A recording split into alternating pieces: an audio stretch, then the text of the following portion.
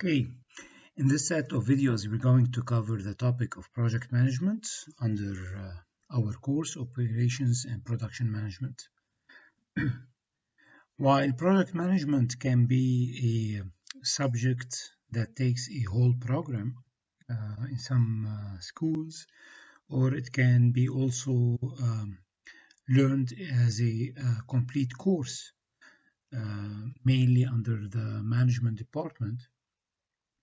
We approach this topic in the operations management course mainly from quantitative perspective. So we're going to learn a lot of quantitative tools here.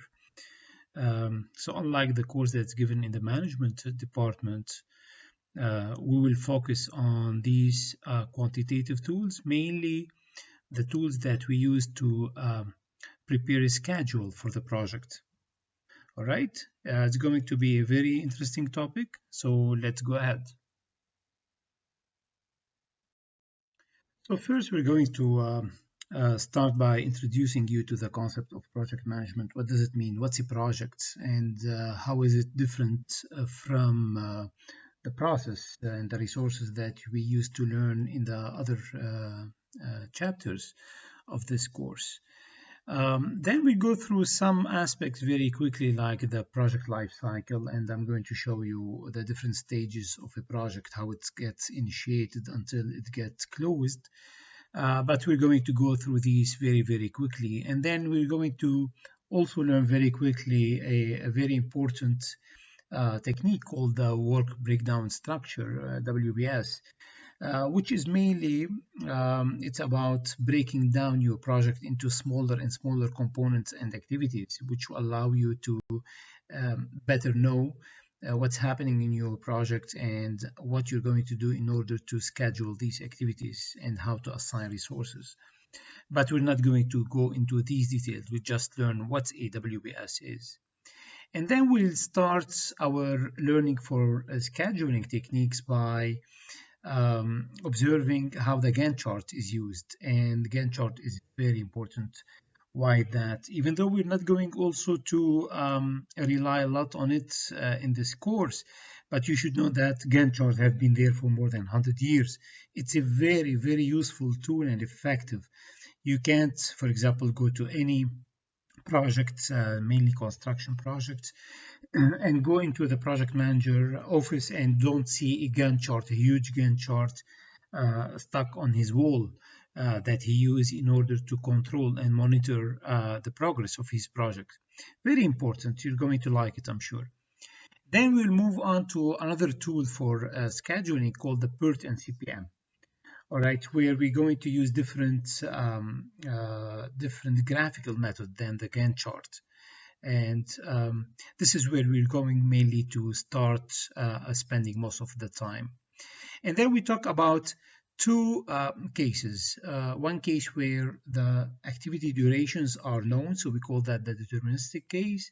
And then we learn the other case when it's probabilistic. So starting with the deterministic, we're going to learn some algorithm.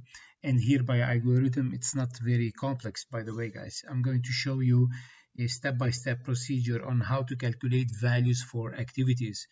And these values are important in scheduling the project and in being able to tell what are the different paths, what the project duration, etc. And then we move on to the probabilistic case, and you will learn how to find then the expected value of the activities durations, their variances, etc. And we will see it there. I'm not going to go in details here. And finally, we'll end up this course, this topic by learning how to, since in the probabilistic case, the duration of the activities are not certain, so the project duration or the completion time becomes probabilistic, and we're going to learn how to find the probability of finishing the project within a certain desired time. All right, so let's go ahead. Okay, so what's a project? Unlike the operations management diagram that I used to always refer to at the beginning of every topic. Remember in class, where we have inputs that go into the process, that go into the output, which is the product or the service that the company make or deliver, right? This diagram is something that is done or that is implemented every day, sometimes 24 hours, 7 days a week, right, in every firm. This is different when it comes to a project. A project, by definition, it's a unique one-time operations that is designed to achieve a very, very specific objective and within a certain limited and usually very short period of time and with a limited budget.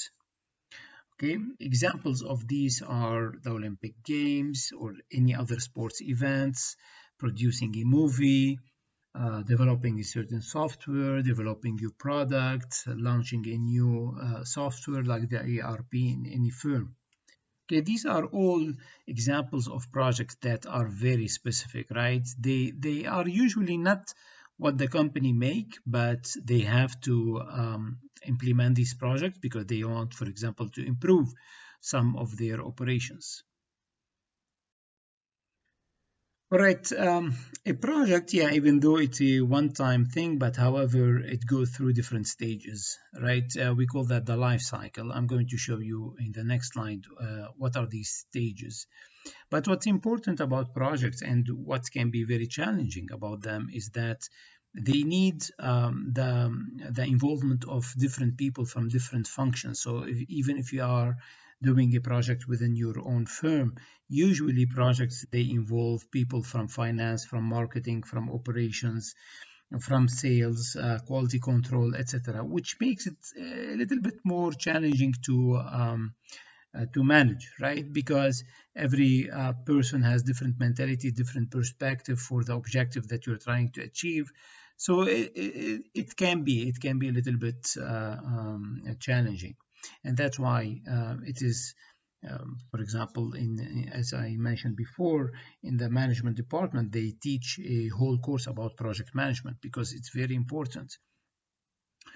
Okay, but we're not going to here to focus on these aspects, but rather we'll focus on the technical and quantitative aspects. So these are the 5 stages of a project. It starts by initiating a certain idea, and this can, of course, come from the need for the company to improve its operations or to overcome a certain obstacle. So that's why a project idea is initiated.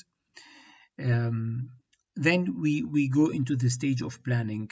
This is where we sit down and um, list all the activities that need to be done in order to achieve the project objective.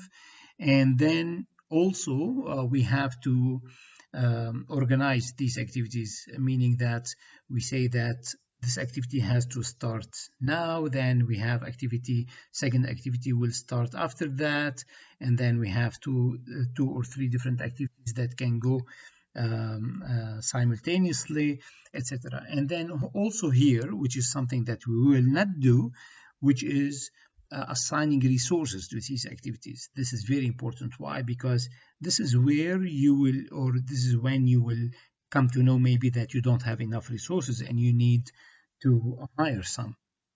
Okay, we're not going to do anything about resources in this topic, but we will go for the scheduling aspect. Then it comes the execution stage where you put the plan into execution, meaning that you start implementing your plan and you start the project itself. And then the stage number 4, of course, it goes simultaneously with stage number 3, where you keep monitoring, meaning controlling, keep an eye on what's happening, mainly for 2 aspects. Are we going according to the budget, and are we going according to the time schedule? This is very important. And finally, you finish your project by closing it. You may wonder why we are calling that as a stage. Yes, sometimes it is a very important stage. This is where, for example, companies learn from learn lessons from the experience that they got in that project, and learning lessons is very important for their future similar projects.